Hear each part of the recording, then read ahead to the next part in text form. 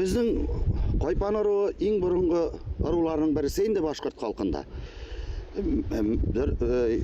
Источникларға қарағанда, мына деп айтырға, первый источникларға қарағанда, біздің тағын ең ұлы кіші, грамотный кіші Ахметғали бабайның сөйлеулеріне қарағанда, біздің Қойпан аруы тарихқа кіре башлағаншы Ағидел бойында болған деп айталар.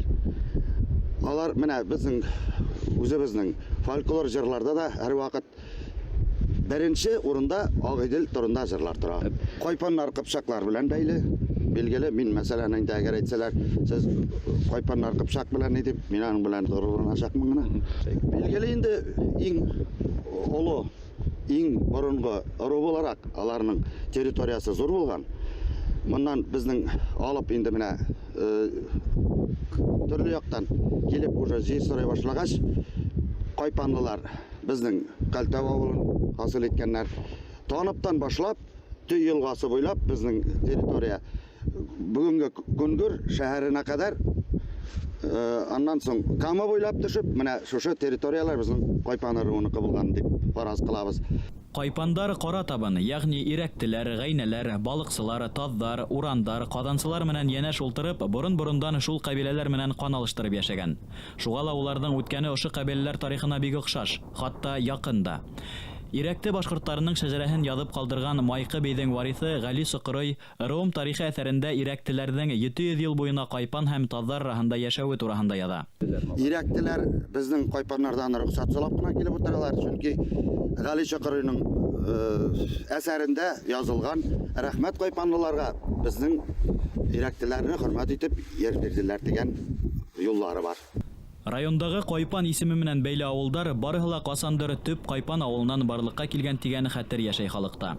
Иң борынгы Қойпан авылының йере бүген Яңы Қойпан менән Мәмәтәй авылы арасында калган. Ул авылды урман газ бирмәгән өчен Перем маридары икенче фараз буенча урыслар яндырган тидер. Һуңгы елларга тиклем ике авыл арасындагы басууда борынгы Қойпан авылының нигез таштары Хабан төрәненә эләгеп сыгыр булган. Қойпандардың иң борынгы зыяраты ла Өфө Перем автотрассы хаттында калган. Әле Қойпандардың иң борынгы 1400 елга тиеп табылган кабер ташы Яңы Қойпан авылы уртаһында калган мәсет эргәһендәге зыяратта. Қойпан авылы электән берәү генә булган. Төрле сәбәпләр аркасында, яну аркасында, афатлар аркасында өчкә башта бүленергә мәҗбүр булган. Яңа Қойпан, Бүләк арт Қойпан, ана Бүләк не бит инде тауы. Бүләк тауының арты, Бүләк арт Қойпан, Иске Қойпан. Иске Қойпан төп авыл булып исәпләнгән. Һәр вакыт шулай килгән. Аннан соң Кәлтәүне Иске Қойпаннан чыккан дибез. Тәтешле үзе Иске Қойпаннан чыккан. Қойпан аруына безнең Кәлтәү, Беләш, Бәдрәш, Салдау, Кеше Салдау дибез инде, Малай Салдау дип йөртәбез. Маныш, Ташлыелга.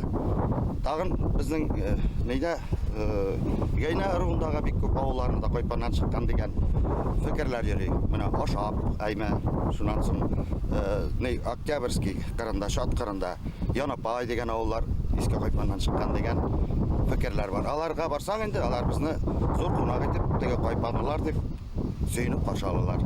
Аларның нәендә ул сакланган хәтерендә.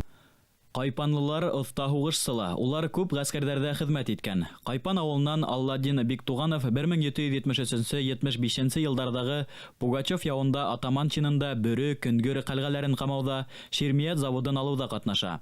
Ул адак батша язалаучылары тарафынан кулга алына һәм Казанга датылган.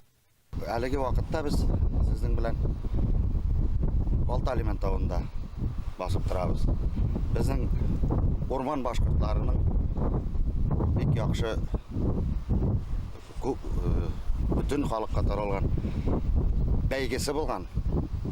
Имән агачына балта бәреп узышканнар. Иң егәрле егетләр ат өстеннән барган килеш чабып барган ат өстеннән балтаны бәреп имән ничкә генә имәнгә терегә тиш булганнар.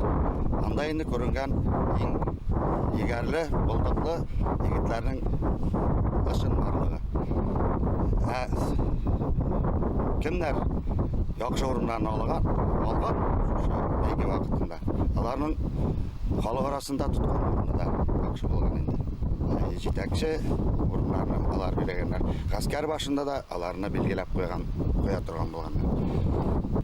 18 гасырдагы восстаниеларда безнең Койпан катнашкан, берсеннән дә калмаган. Чөнки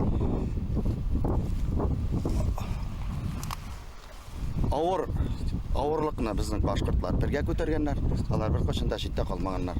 Салават Юлай яу вакытында Койпаннар безнең ярдәм кулы сузалар. Салаватка ярдәм итәләр. Шуның өчен бик күп кенә михнәтләрдә үткәрергә туры килә безнең халыкка, койпанлыларга. Әмма ләкин бер вакытта да башкортлар берсен-берсе сатмаганнар. Бер авыл язмышына кабилә, халык, ил тарихы һыйган. Ә бит һәр кемебезнең дә туган авылы игътибарга лаек.